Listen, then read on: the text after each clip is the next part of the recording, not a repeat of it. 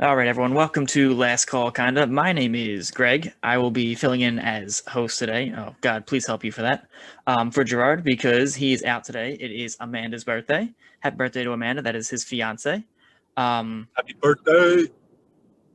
So, do a quick rundown of what the show is going to be offering you guys today.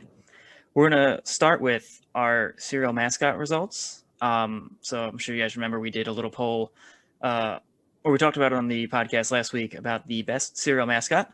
Find out who won coming up next. It's rigged.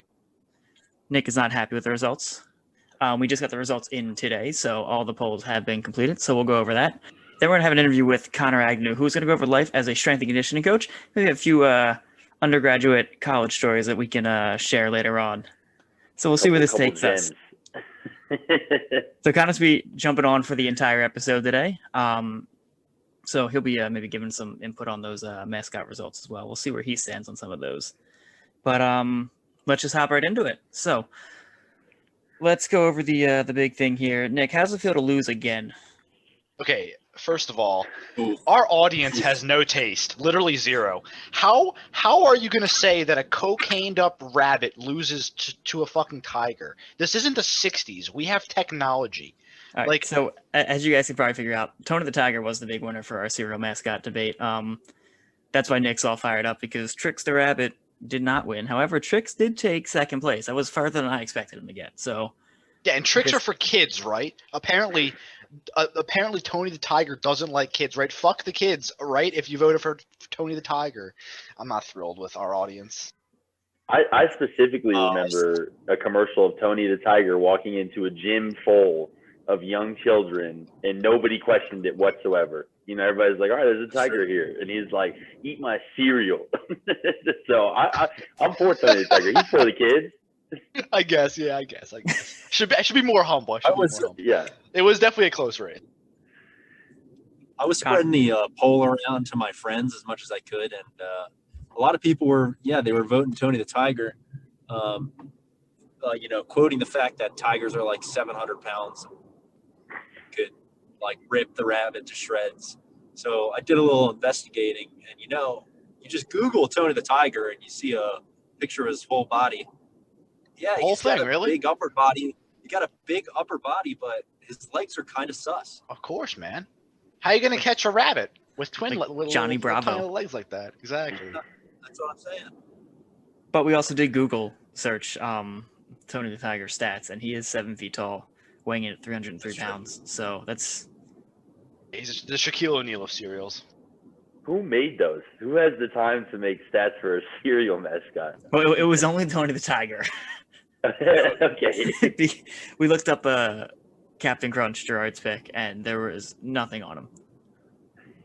So. I tried to look up the rabbit too, but couldn't find anything. All we can assume is that he's a normal sized rabbit that's coked out on the White Lightning. And maybe it's only kids that can see him as like that rabbit. Yeah, adults just see a regular rabbit. Kids walk by, there's just a coked out rabbit handing out cereal. Yeah, on the corner. But kids don't know any better, so they're just like, "Oh, okay, cool, free cereal." I don't know any better than me. Free cereal, holy shit. Because you're a child. Okay. The kids see cereal. Adults see bowls of cocaine. Both very highly positive. If you think about it, Trix used to be fruit shaped, and now they're not. That's true. Did Shout we out just the OG Trix? Is it because we're not a kid anymore? We don't see the fruit. Yeah, that's got to be it. It's the only logical explanation. Nick, do you have any other thoughts or feelings about how you just blew it in the championship? One of these days I'll win something. I really will. That's all I have to say. On that note, at least Drew lost. It's true, but you got to shout out Tony, first guest to win a poll. I mean, it was our first poll with a guest, but first guest to win. It's quite an accomplishment. Congratulations, Tony. You beat Nick, which is not shout an out Tony. All right, Nick's bitter. We know that. It was a hard-fought battle for everyone, except... Actually, no, Nick beat me, so I really can't say he didn't I mean, I must be bad if I lost. I was low key whipping some ass until that final round. Yeah, I sent the poll out to my buddies, and my brother intentionally voted against me. Yeah, I would too. What's that one basketball team that everyone jokes about blowing a 3-1 lead? Is that the one with the Curry? Because that's pretty much what I felt like. That's actually impressive to not know that. With the Curry. It's the Atlanta Falcons of the pod. Yo, Atlanta Falcons were my home team when I was growing up because me and Michael Vick were both lefties. I got a white T-shirt with his signature on it that I'm pretty sure my mom signed and gave to me anyway as a birthday present. It's my people. Yeah. Now we know where all the depression started. All right. God. Did anybody bring up Count Chocula? That was me. That was you? Greg was pissed. That was me. Greg, you kind of look like Count Chocula. So. That was so. When we brought up Count Chocula, the reason I picked it was like, oh, he's a vampire. That means he can't go outside. He doesn't like being around people. I was like, it's the perfect match. And I think Looks either like Post Malone. Tony or Gerard was like, oh, you look like Count Chocula. I'm like, here we go. Somebody already pointed that out. Yeah. That's funny. But yeah. So Count Chocula, Post Malone, whatever you want to go with. He shaved his head, so it doesn't count anymore. I don't know if it's still shaved, but yeah, so that's our recap there. Once again, shout outs to Tony for winning, first guest to win the first ever guest poll. So congrats there, you won the inaugural competition. More guest polls coming. Yes, more guest polls coming. All right, so moving on. Now we have the guest of honor for today's episode. Quick little background on our buddy Connor Agnew. He was undergraduate with us at Temple University, majored in kinesiology, exercise science was his concentration. From there, he went down to University of Tennessee, where he got his master's in sports psychology and motor behavior. And within the last year, he was hired as the head strength and conditioning coach at Texas Tech for their women's basketball team. So, without further ado, Connor Agnew. Yes, sir. Well, thank you very much for having me, guys. Very, very excited to be here. So when Drew texted me, I was like, heck yes, let's go. Fuck yeah. Guest of honor. I like that. Guest of honor sounds fitting. We've had a strong lineup of guests so far to start off the new podcast, I got to say. Like, physically, it's been good. I'm a fan. You guys have a fan in the podcast. There we You go. just like hearing us idiots talk. That's what it is. We just keep rolling out the good guests. Yeah, that's the main thing is we got all the homies so that they'll just listen to it themselves and maybe tell their families to listen to it. Our group chat is keeping us alive. I'm going to get my 10-year-old nephew to listen in. We do curse, though. Is that okay? Yeah. I mean, I think he curses more than me. So. Greg, have you met 10-year-olds nowadays? All they do is the Fortnite dance and flip people off. My first thought was of my nephew flossing. So you were 100% correct. That's funny. All right. I'm just imagining a little Connor flossing and then just like flipping off an old lady. That's what I imagine. I was definitely flipping off old ladies, but I wasn't flossing. I could never dance, but I definitely kicked some people in the shins. I was a little shit. What was? Jesus. At least he admits it. At least he admits it. All right. So let's get down to it today. You were getting your master's. Were you also working there, or were you like as an intern with the team? Yep. So when I first went to Tennessee, I actually was interning with the Olympic sports side. So we did the Olympic sports technically covers basketball as well too, but I didn't work too much with basketball initially. So I worked with basically every sport except for football and basketball. And then it's actually really funny how I got this internship. Somebody who lived in my hall freshman year, who I was really close with, said, hey, my dad knows the strength and conditioning coach. They're really good buddies. And I was like, yeah, it sounds fun, because I was exercise science, but I didn't really know what I wanted to do. And so it's something I kind of, it kept coming out throughout the years. Like, oh, he's a strength coach at Penn State. He's a strength coach at, with the Texans now. And it kind of kept moving along. And then finally, one day that, you know, I applied to the University of Tennessee, got in, I put my deposit to go, and he said, yeah, he's the strength and conditioning coach for football at Tennessee. So it was like just kind of like one of those, you know, fate moments. And so I gave him a call, and he said, you know, we don't have any spots with football right now, but if you go to Olympic sports in the fall, then we can get you over football in the spring. And that's exactly what happened. So I interned with Olympic sports, and then I interned with football. So my first semester of grad school, I was with Olympic sports. Second semester and third semester, I was with football. And then my fourth semester, I was back with Olympic sports. I was very fortunate to get offered a paid position with Olympic sports. So Very nice. That's so dope. Which did you prefer? All about who you know. Yeah, it is all about who you know. I'll tell you that much, without a doubt. So did you, between the Olympic lifting and the football, which was your preference there? Well, there's a lot of good things with both. Olympic sports is really fun because you get to work with a lot of different athletes. And so you get to meet a lot of different people, and you get to train for a lot of different sports as well too. So it really kind of pushes you to become creative as a strength coach. And really, I think Olympic sport internships are really beneficial for anybody who wants to start with strength and conditioning, because it makes you solve a lot of problems, and then you really learn a lot from that. And then whereas football is, you know, as you guys know, and as the, you know, podcast listeners will find out, I'm very energetic. I like to get loud. You know, I like to make scenes and everything. And that's exactly what you can do in football. And it's also really nice to be able to spend your time with one team.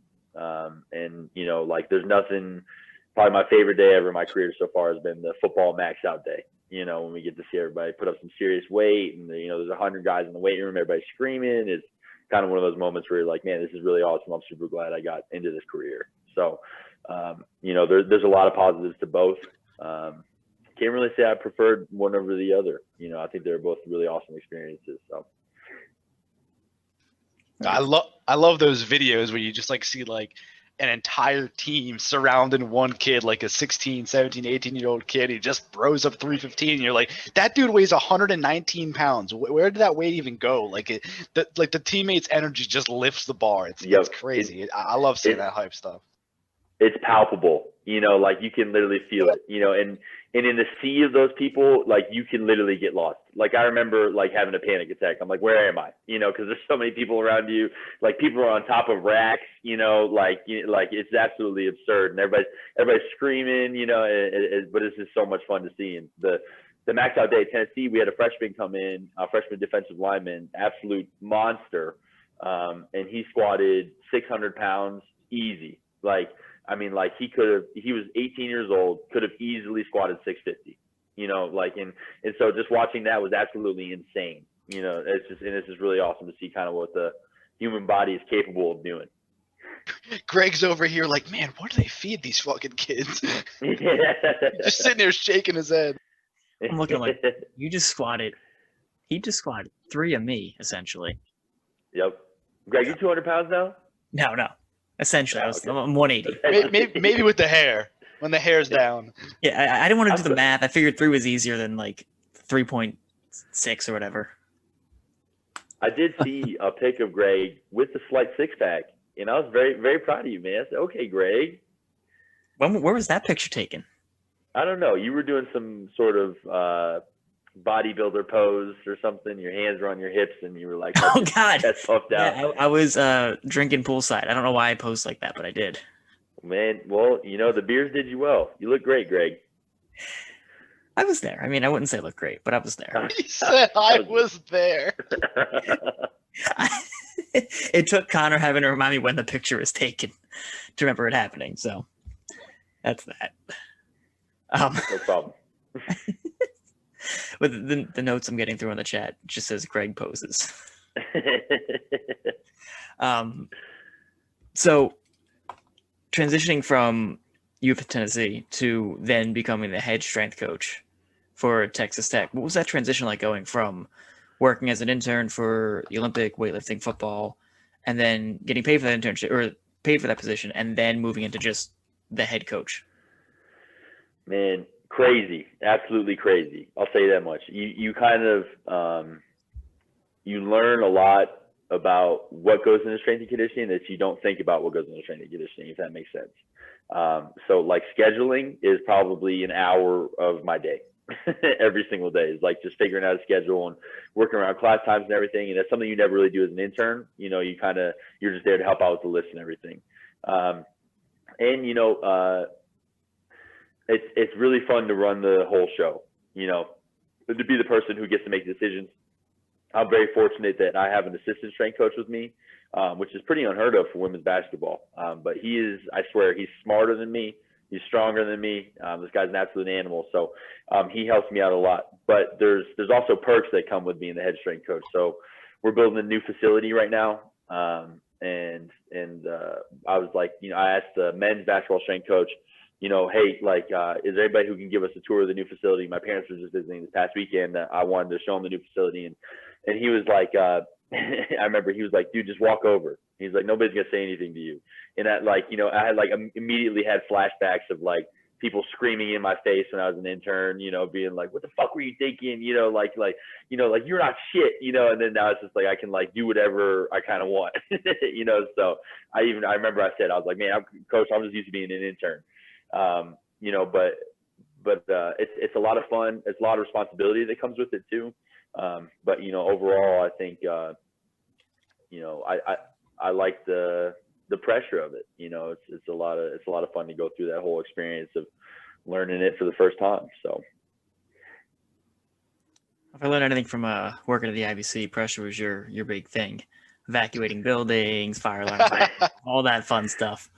Never cracked.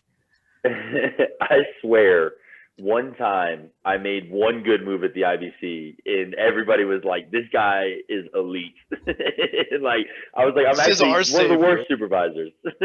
I'm a horrible employee." That's not true. I can rattle off about 10 names off the top of my head.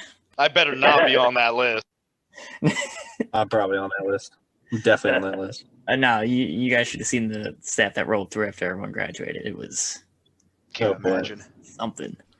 I remember the one story of Connor. Just I forget who was your supervisor, but you watched a guy hop the fence of the courts, and he ran in and ran to the locker room. Before he could get there, Connor just runs out and yells, "Hey, what are you doing?" And the guy just froze.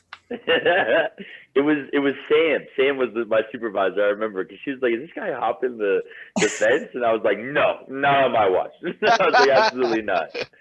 I'm pretty sure I was something pissed me off before the shift, and I just went, "Hey!" The guy just like stopped, like he gave me that like look like holy shit, and I was like, "No, sir." Rehop that fence. Get the fuck back over there. Fuck out of here. You can't go through the front door. Come back the way you came. No. I do miss the IBC a lot, though. Those were some great times. Nah, dude. Absolutely. That's where this all started.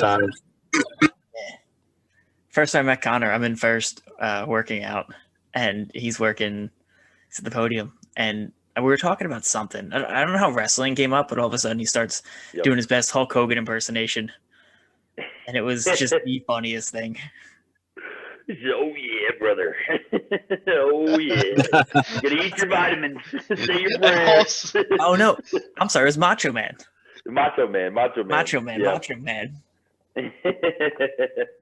Ever walking back to the front desk, I'm like, who was the guy at first? I was like, I don't remember his name. I'm like, oh, it's Connor. I'm like, well, he was impersonating Macho Man, so like, I'm a big fan.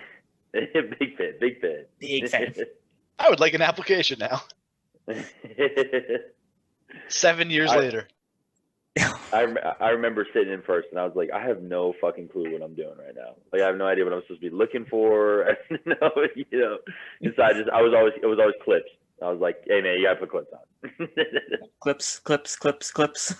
Yep. Clips and telling people to stop like filming themselves or something. Yeah, it was usually me. Have you guys talked about the guy? And I don't know if I should. I don't know his name actually, so I can't even say his name. No names. The guy who wore a tank top all the time and super short shorts, and actually turned out to be a nice guy, but was like super jacked and like the weirdest dude on this entire planet. Yes, he would sing. Yes, Oh yes. my god! First. I know exactly who you're talking about. I know exactly. Yes. Yeah, really nice guy. Yeah, he was a nice. chill dude. He was always fucking in there. I'd work a 6-hour shift. I'd start, he'd be there. I'd leave, he'd be there. I'm like, dude, you're wearing the same short. Did you even shower? Like, what are you doing? And then how about the Ray Lewis janitor? Do you remember that guy? Ray Lewis, man. Yes, Ray Lewis. Ray Lewis. Gerard did not like Ray Lewis. This guy would come in.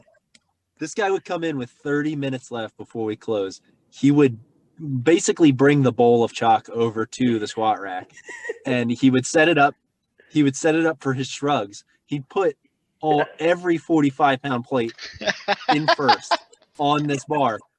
He would cover his body in chalk, and he would just do shrugs for 30 minutes, and then he'd leave in his like janitor outfit. I wish I was that guy's friend. Yeah, I remember one time somebody trying to tell me, like, one supervisor was like, hey, you got to tell him he's got to get out of first. I was like, you fucking tell him. Like, no, absolutely not. The gym closed 30 minutes ago, and he is still shrugging. I am not telling him to do anything.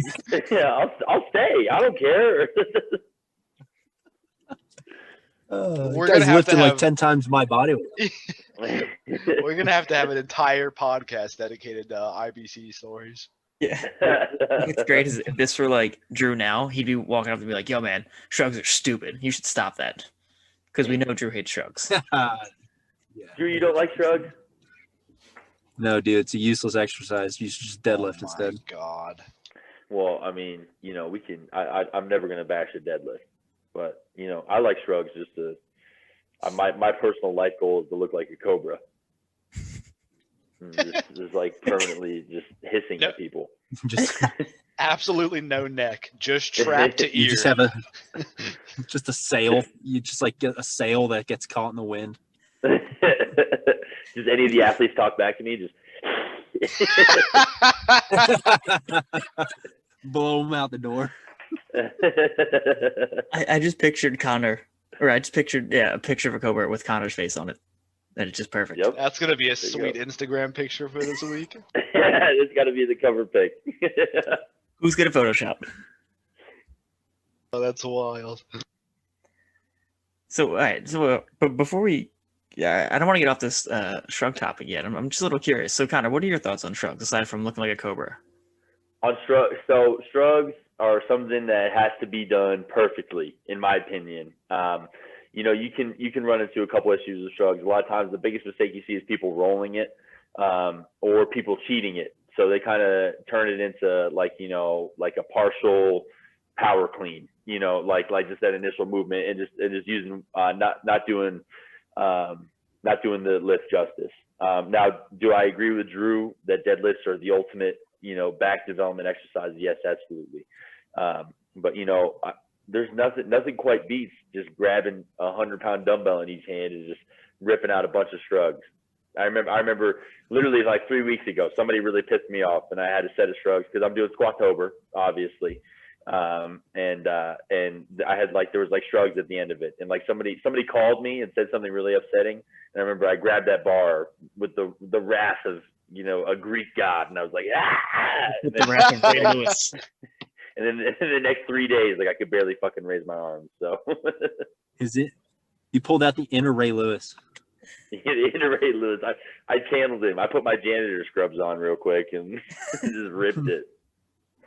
Chalked yourself up and you just ripped it. Did you use the whole bowl of chalk though? That's the thing.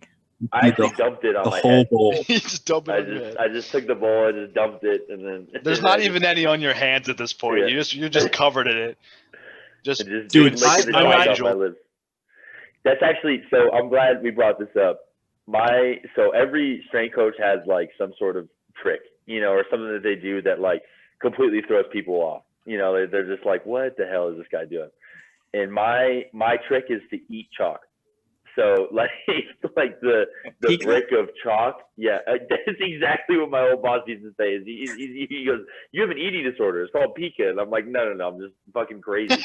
So it's just, you gotta like, you gotta look somebody in the eye, and like you gotta do it with the teams that like, you should not be getting that hype for. You know, like I have the women's tennis team. One of my teams was cheerleading. And so I was the straight coach for cheerleading, and I remember it was like max squad. I was like, "Let's go!" And I grabbed the brick of chalk, and I just like took a massive bite out of it and chewed it and swallowed it. and they were like, I remember they were like, "We're so fucked. Like this is our strength coach. He's gonna kill us." Yep. So, and there's been a time where I ate dirt. One of the strength coaches I used to work with at football is like known for like doing crazy stuff like that too. And he and like he'll like, you know, if somebody's chewing gum during a lift, they'll spit it out in his hand, and then he'll eat it. Mouth. Yep. So, I know those guys. Oh, I know those guys. Yep. And so he's just an animal. And then so I remember I was like, I gotta get this guy to like me. You know, I was like, because he's awesome strength coach. You know, been a mentor for me. And so I was like, I got to get this guy to like me. I was like, how am I going to do this? So one day, the football players, they have to walk to the weight room to get to their locker room. And so they come off the field, and like all this dirt falls off their cleats and everything. And they're like, all right, interns, go clean up the dirt. So I grabbed a handful of dirt. And like, I knew he was going to ask me what was in my hand. Like, it was like one of those things, like you just feel it deep down in your soul. And I walked past him, and he's like, what you got there, buddy? And I'm like, yes. And I go, this is my moment. A handful of dirt. And he goes, and he looks at me and goes, okay. And I go, you want me to get rid of it? And he's like, yeah, like what? Like, of course I want you to get rid of it. Like, what the fuck are you gonna do? And so then I just looked him dead in the eyes. I paused for a second, and I just threw the whole handful in my mouth. And I just like chewed it, swallowed it, and he looks at me and he goes, did you just fucking eat dirt? And I go, yeah. And he goes, I fucking love that shit. Fuck yeah. He like daps me up, gives me a hug, and he went and told like the rest of the staff and everything. He was like, that's the coolest shit I've ever seen an intern do. Dude, just to give the parallel between like you doing that, like strength conditioning, if I walked into, well, we're not in class, but like if I went, whenever we do start going to class in person, like next month, if I walked into like the PT clinic and was like, what do you got there? I'm like, some dirt, and I eat the dirt, then be like, all right, we're going to tell you to leave this program. You're done. We're actually going to refer you to our school psychologist. Also call the police. It's called Nika.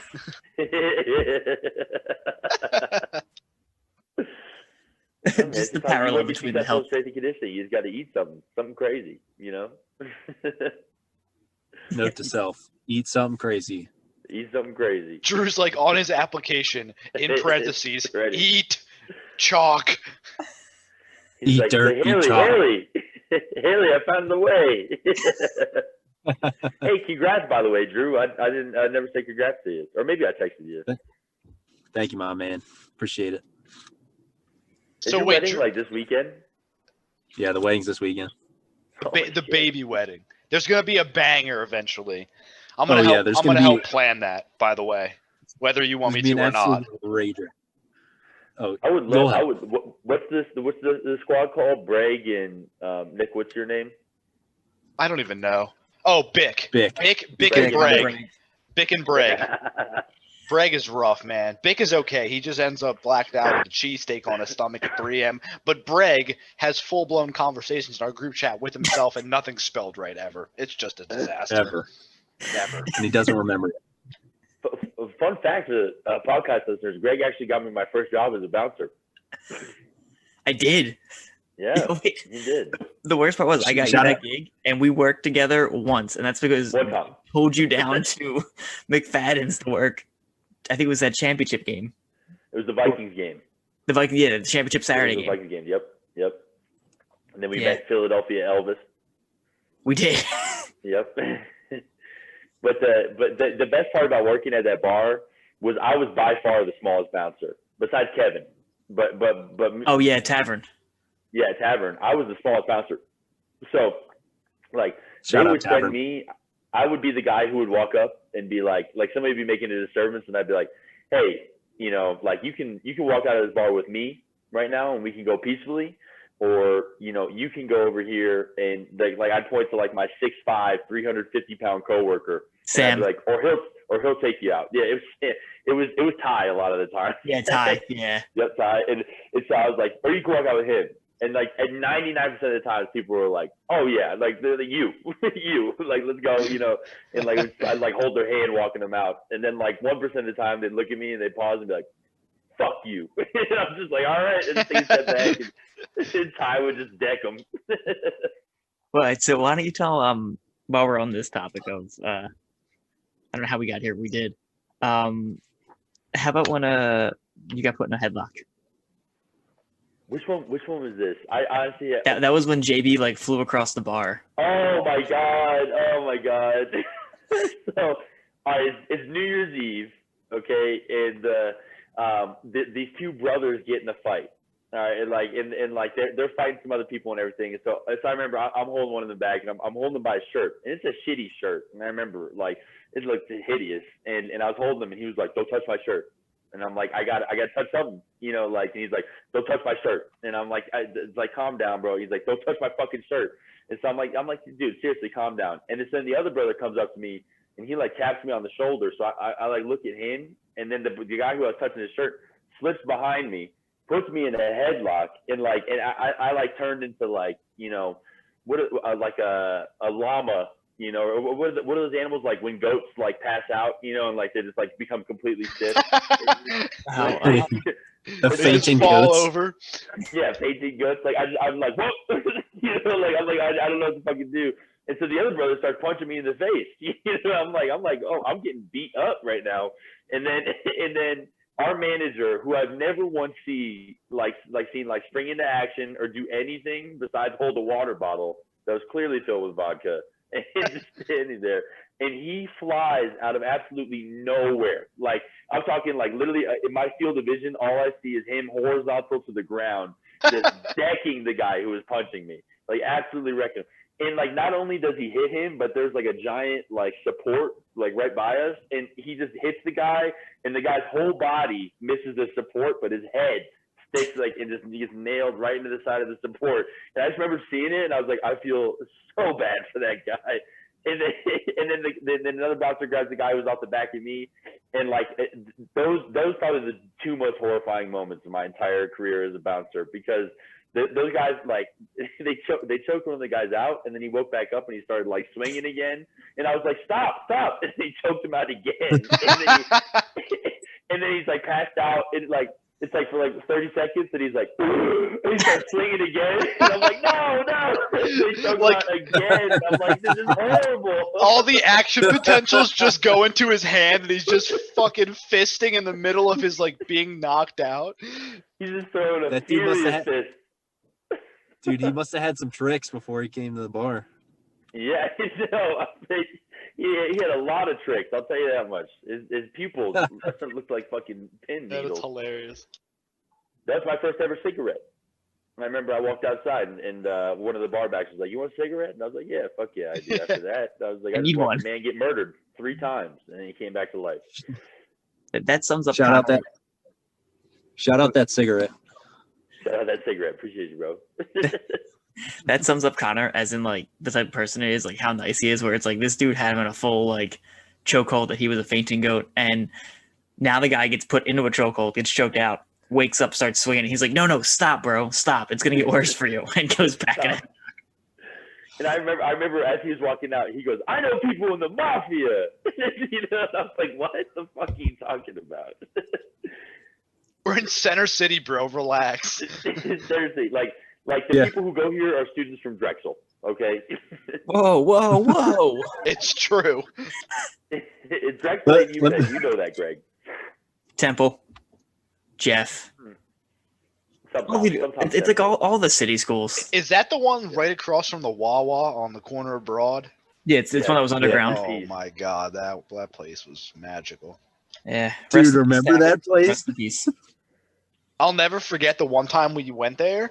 And Drew, this was like one of the first times we hung out with Rachel.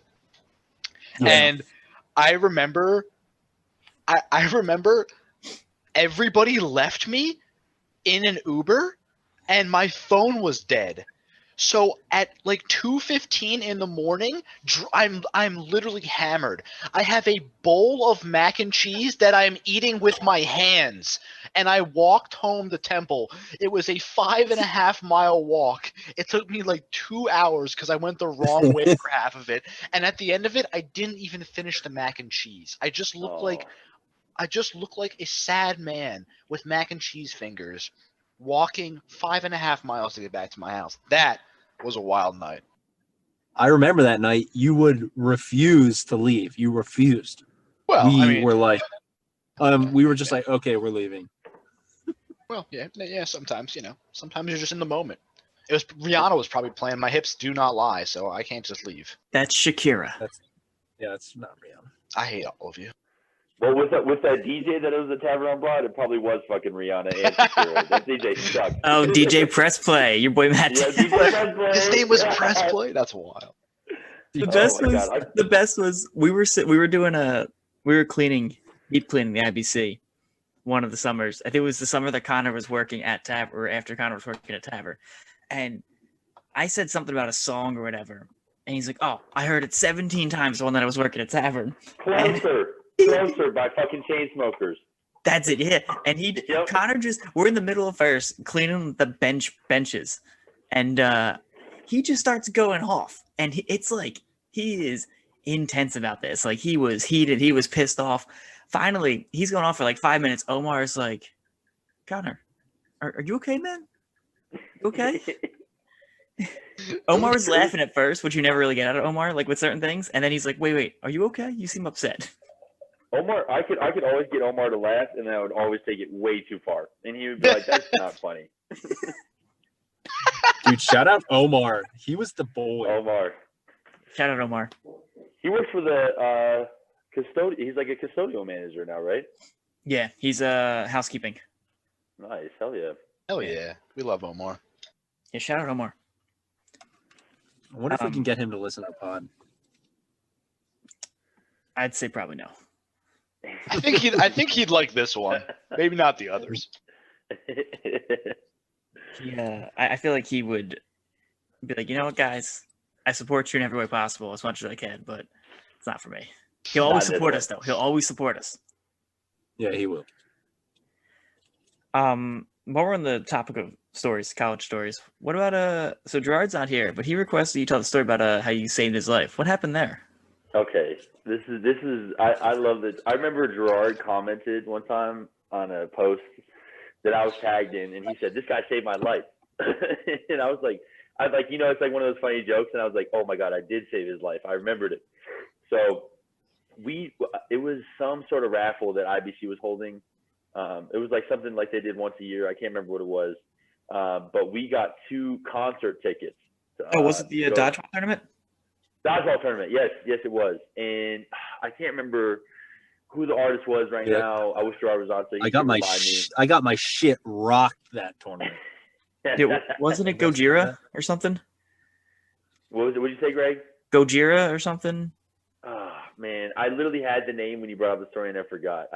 I'm sorry. I can't remember for some reason. No, you're good. But anyway, so we get these 2 tickets, and I remember Gerard and I both put tickets in for the raffle, and we were like, "Look, if I win, you take me to the concert. If you win, like we'll take each other, basically." And so that night, this was back in when I was at Temple. I was definitely into extracurricular activities, so I had built up a good tolerance to drinking, basically a lot. So Gerard came over and we were pre-gamed at my apartment, and like we were just like let's just have some fun, let's get crazy for this concert. So we pre-gamed pretty hard, and we drive out, and I'm like, this is like, this is gonna be a great time. It was at the Electric Factory, I believe, and so we show up. We're right there at the Electric Factory, and then I remember like trying to go up and get a beer, and they're like, I was definitely not 21, and they were like, no, they're like, absolutely not, get back down. And then Gerard bought us beers. I was like, let's go, this is awesome.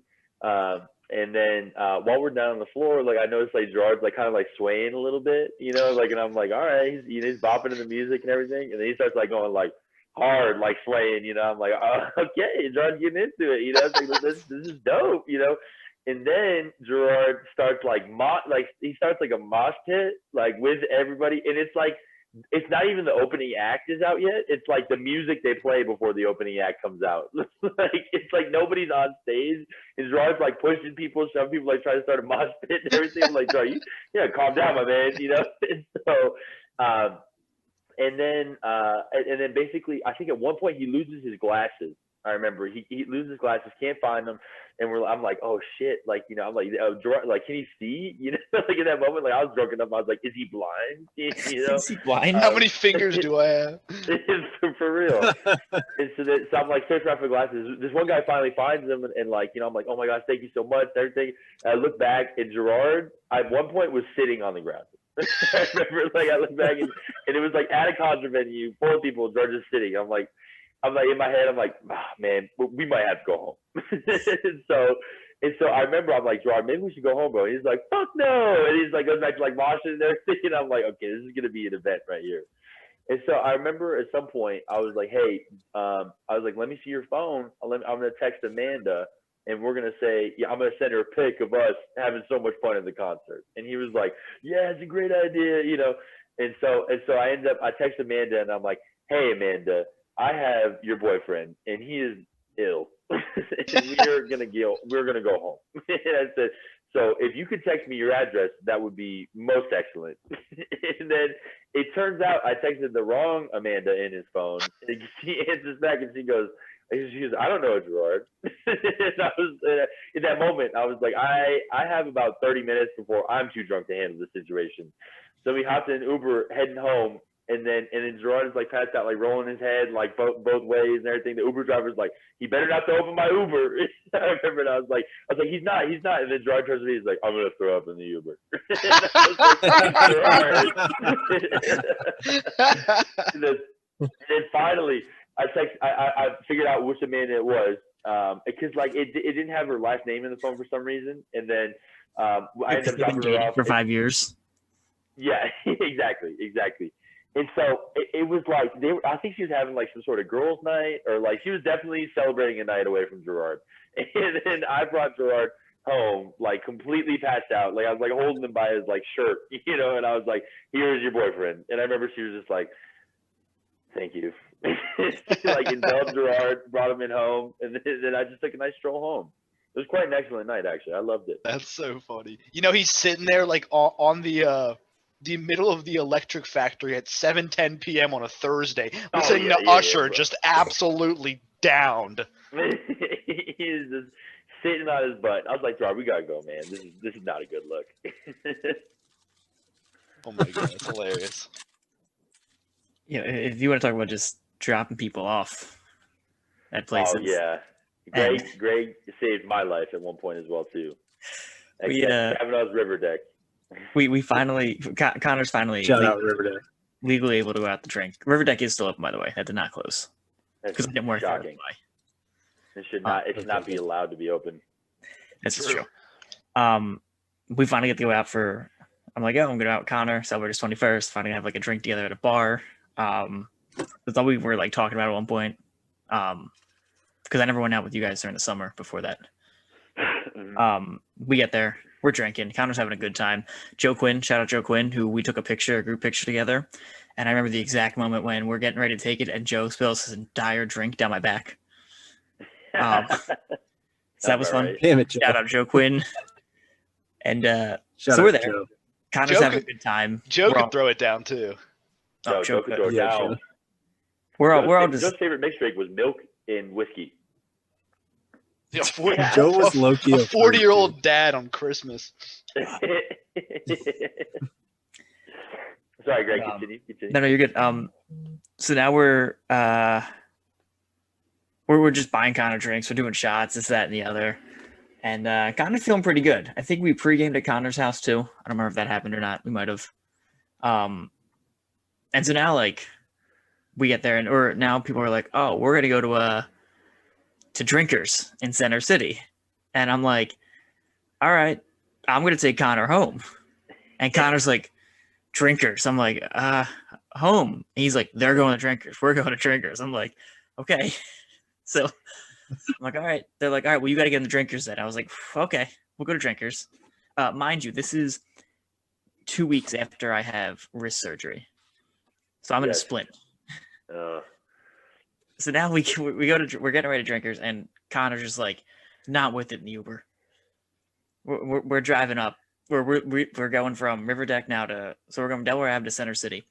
We're on our way there, and Connor's just smacking his head on the inside of the Uber against the door. And the guy's like, "Is he okay?" I'm like, "Yeah, he's fine, man. We're good." I'm like, "Connor, stop." He's like, "All right."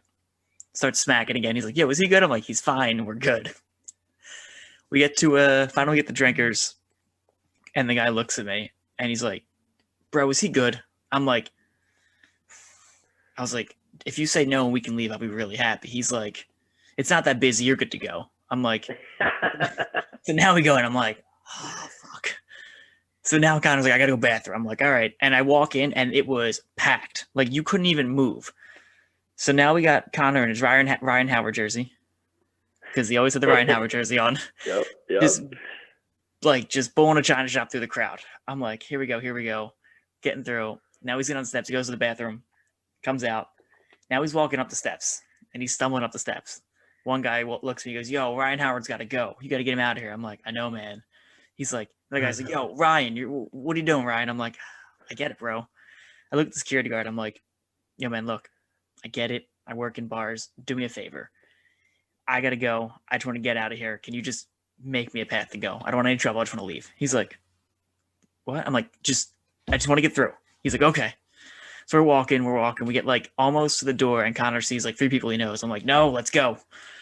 It's like, we got to go. So we get into the Uber now again, and now we take it to Connor's apartment. By this point, his roommates Joe and Seth were with us, but both went home early. And so Connor hits the code to get in, and then from there, Connor goes like newborn deer on me. Legs don't function. I'm like, and of course, Connor lives on, I think, the 3rd floor. Third And floor, it was essentially 6 flights, or it was 3 full flights, but each separated by like a platform. So it was like going up like 6 half flights. So now I'm pulling deer leg Connor up the steps with him. He's like, "Give me some support with his arm." We get there. Finally, we get to his door. And you gave me the outside code just in case something happened to get back in.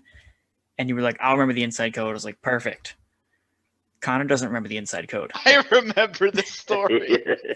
So now Connor's getting annoyed because he can't get in the door. I'm like, and now he hits the wall once, like out of frustration, but nothing crazy. I'm like, "Connor, don't punch the wall. You punched a hole in the wall like a month ago. Let's not do this again." So finally, he keeps hitting it, nothing's going. He just sits down in like defeat, and like is sitting there for like 5 minutes, and he gets up and tries again. And he's just like, nothing. Sits back down in defeat. I'm like, "Yo, dude, call Seth. I'm calling Joe. You call Seth." He's like, "All right." I'm calling Joe. Connor doesn't take his phone out. I'm like, "Connor, call Seth." He's like, "All right." Nothing. I'm like, "Give me your phone." So I got both phones. Both phones are out. Nothing. No one's answered anything. I'm like, all right. So eventually Connor takes his shoes off and just lays on the floor and falls asleep in like the little like I guess like vestibule area between all the apartments. I'm like, all right. So he's like asleep. I'm just like sitting there.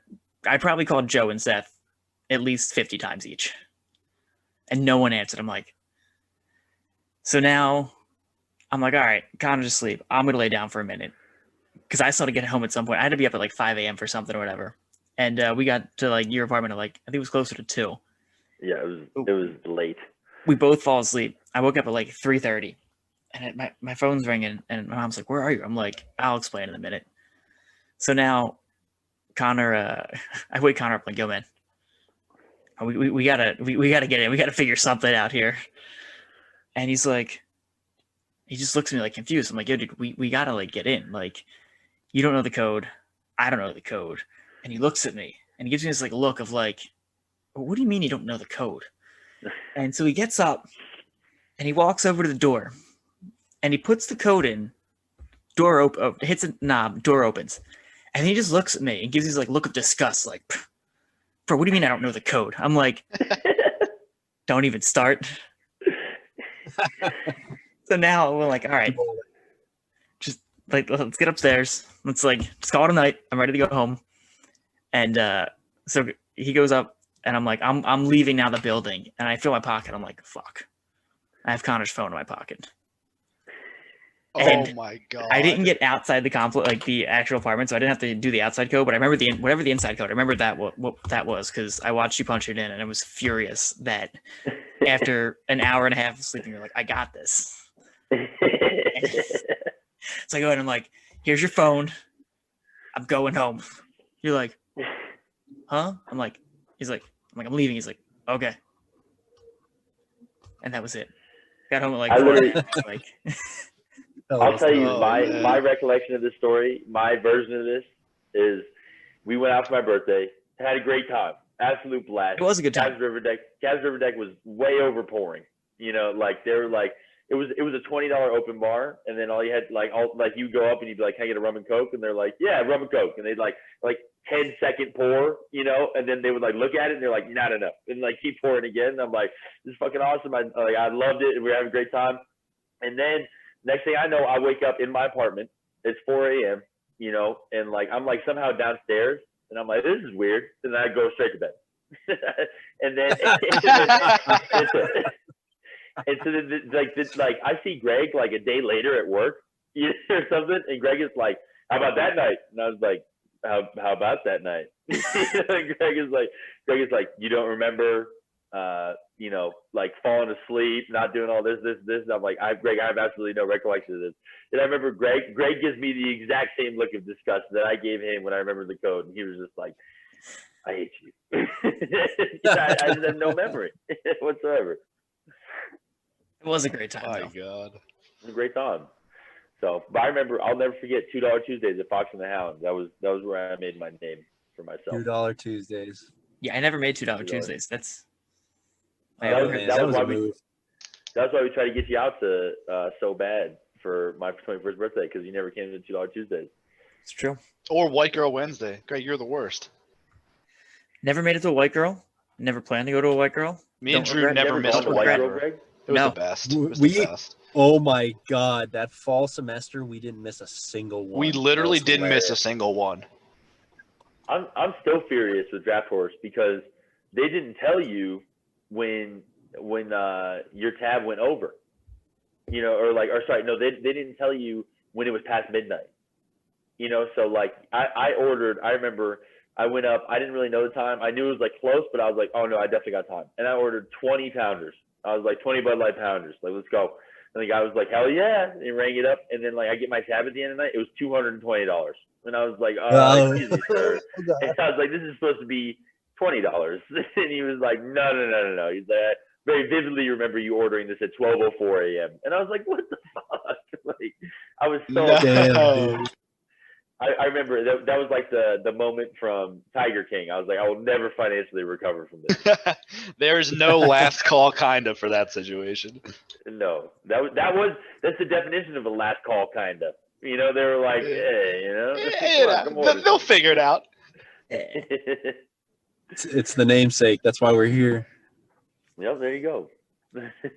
I made it to the horse with some of you guys, I think, twice, and it was for Quizzo on Thursday night. Oh, Daddies Are Us. Yep. Daddies Are Us. Yeah, what was the team that always won? Oh my gosh. Electric Boogaloo something. My team's gonna kill me for not remembering this, but I remember we hated them more than anything, and we would always boo them. You know, and people would be like, they'd be like, this is a fine establishment. You know, like, you shouldn't be booing here. This is good competition. And I was like, it's a college bar. I was like, I can boo whoever I want. And I booed them. I'll boo you. This is Philly. We boo everyone. In Philadelphia. I'll leave you with this story. You asked about the transition in Tennessee. When I first went to Tennessee after living in Philadelphia for 4 years, I went out and got ice cream on my first night there. And then the woman behind the counter goes, sir, you know, like, our ice cream's not really ready yet. She's like, just give me a second, we'll bring it out to you. I was like, all right, sounds good. And I'm like walking around looking at something on the wall. And like somebody taps me on the shoulder. And just because I lived in Philadelphia for so many years, I turned and I said, what the fuck do you want?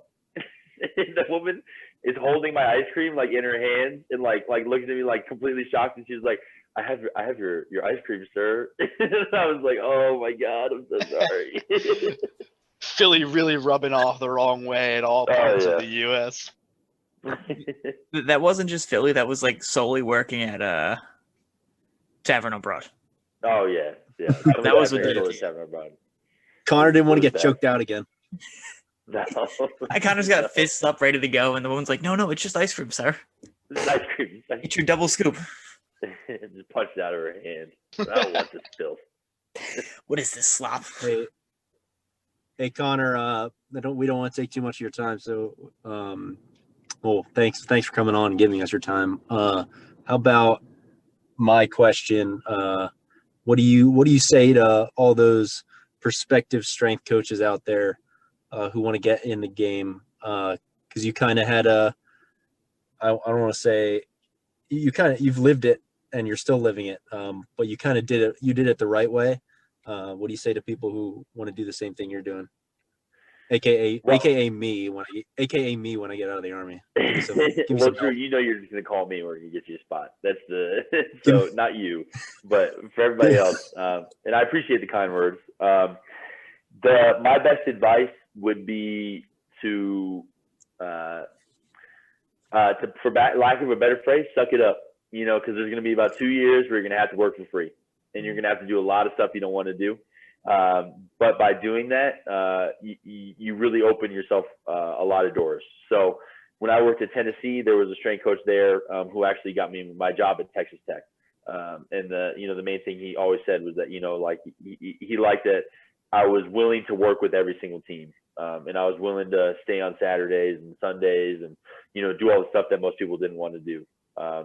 At the time it was just like there's nothing better to do, so might as well train swim. But it was also a really good learning experience. So my best advice would be to really just, do the unpaid internships as much as they suck, and just embrace it and go in with it with a full heart, understanding that it's gonna be brutal for a little bit. You're not gonna get paid. You're gonna have to figure out, like I drove for Uber on Friday and Saturday nights. That's how I paid for my bills. But I can say it definitely does pay off in the end because you build a lot of connections. That's really what helps you out the most. And then on top of that too, try to research as much as you can, and just doing some fun stuff. So I listen to podcasts all the time. The NSCA podcast is a great one. It's like, a lot of people kind of avoid it because it's a little bit dry. It's not like kabuki strength or anything, where they have fun. Like, it's not like a podcast like this, where you can talk about fitness and then talk about fun stuff. It's pretty serious, but there's one I just listened to recently with the Indianapolis Colts strength coach, and he's had a quite successful career, and he just broke down coaching from a really good perspective, and it's all stuff that you kind of knew beforehand, but it's really good to teach you. And so I think just doing as much research as you can and just really throwing yourself in the world of strength and conditioning is what's going to help you out the most. Dope. What advice could you offer Nick, who out of the three of us here, or out of the four of us, still doesn't have his CSCS? Oh, okay. Seriously? my advice to Nick would be to suck it up. Take the Connor's like, do I actually answer this question? Connor's like, do I also have to shit on Nick? Have you taken it before, Nick?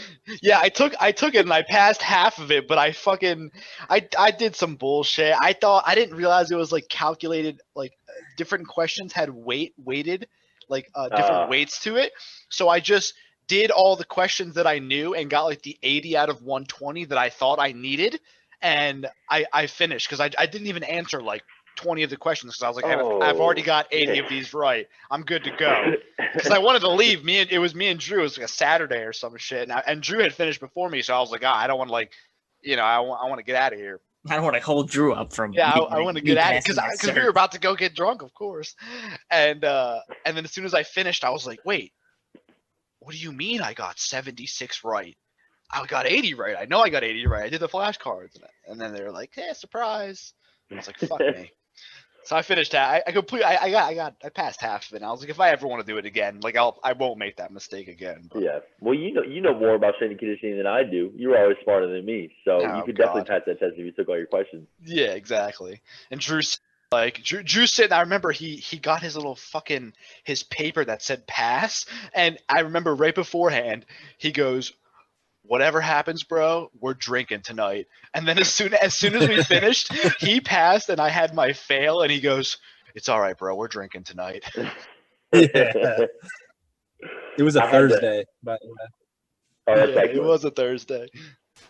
I had to. My boss at the time paid for it, so I remember I was like, it was pure fear that drove me to actually pass the test. You know, I was like, I can't say the same guy I ate dirt for. You know, so this guy was an absolute animal. Yeah, same here. So, yeah. Temple paid for I mine. remember. What's that? Temple paid for mine. Like Well, hell yeah, there you go. Campus Rec paid for mine, so I was like, I gotta Oh, pass. yeah. this. Damn, what the fuck? And Yeah, what the fuck? I was there for 7 years, Nick. I was there. Bro, for I was there for 7 5 years. I was the youngest personal trainer ever Yeah, hired. but I was actually a good employee. Okay, Greg. Love you, I Nick. can't believe they trusted me to be a personal trainer there. Shout out Tony, I love you. Yeah, Last absolutely. thing I feel like we should mention having two guys here who have gotten their masters now in sports psych is that we kind of forgot about it last week, but it is something that's pretty that we do take seriously. Is Saturday, October 10th was World Mental Health Day 2020, so that's something I just want to throw out there. I think it's very important to make sure you're taking care of yourself physically and also mentally. I think mental health is a very serious. Your mental health is very serious, and it's something that shouldn't be just kind of thrown away. And there's always people that are here that are here to help you. Never be afraid to talk about it. I don't know if you guys want to chime in on that, but Yeah, for sure. Shout out to all you. Shout out to all you beautiful, anxious people out there. Drew says like 18 words, and they all start out with shouts out. And his turn signal. So far, that's all he's contributed to this episode.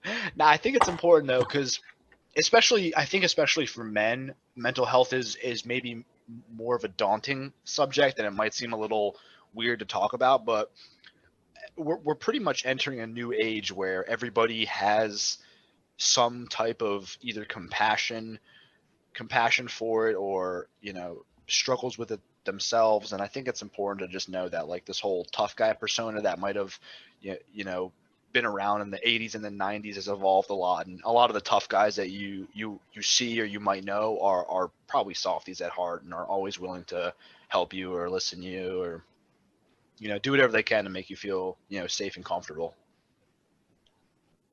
Yeah, absolutely. And I think another thing too with strength and conditioning, it's such a demanding job that you kind of put your own mental health on the back burner for a little bit, and I remember, I really struggled moving to Tennessee, and moving away from my family. I didn't have any friends down there, and it was super, super tough time. I really remember going through that, and it felt like I couldn't talk to anybody, because it was like, I'm supposed to be a strength coach. I'm supposed to be tough. I'm supposed to be, the guy who, nothing fucking affects me, and just like this animal. And I just remember it helps so much just to be able to actually talk to somebody, and so don't be afraid and, open up with people. And, like one of the coolest things that I can do now is, I have a semicolon tattoo on my right shoulder, which is, for anybody who doesn't know, it's basically you had the opportunity to end your life at one point, and you chose not to. And so like the semicolon, you can end the sentence there, but you keep on going. And so one of the coolest things I've seen is a lot of athletes actually have that same tattoo as well too. And that's something that we can, if they're really struggling with something, we can talk about it, and I think it really helps them too, because they're like, oh, this strength coach is going through the same thing, I think it opens their eyes a little bit to it. So never be afraid to talk about it, and always know that, there's always some help around you. there's always people here for you. Keep that in mind. No matter what you're going through, someone can help you get through it. Well said. Especially last call, kind of. Especially us. If it's your 21st birthday, Greg is there for you. So Greg will be there for you every other day as well too. I'll be there for you. Okay, stop. Please stop. Smooth Please cut. Please stop. I do want to say thank you again, Connor Agnew. Thank you for coming on. Excuse me. It was a blast. Boy. Look, there's a reason Gerard does this and not me. He's good at these things. But yeah, no, it was a great time. It was good catching up with you too. It's been a while. Yes. Real quick, Miss you guys, man. where can our fans find you? Anywhere on social media? Yes, Instagram is probably my best account. Let me look it up. I don't know my tag right now. But You were the second person on here that's like, let me look at my Instagram. Not the Finsta account. It's Connor Agnew.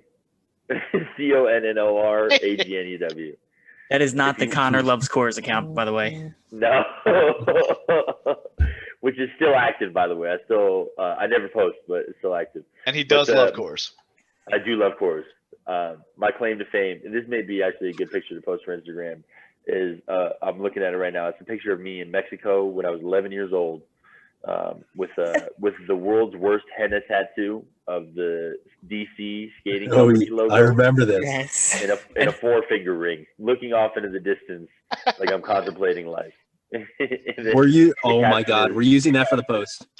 Yep, as a Yes, we captain cried 30 minutes after I got this henna tattoo because it washed off in the ocean.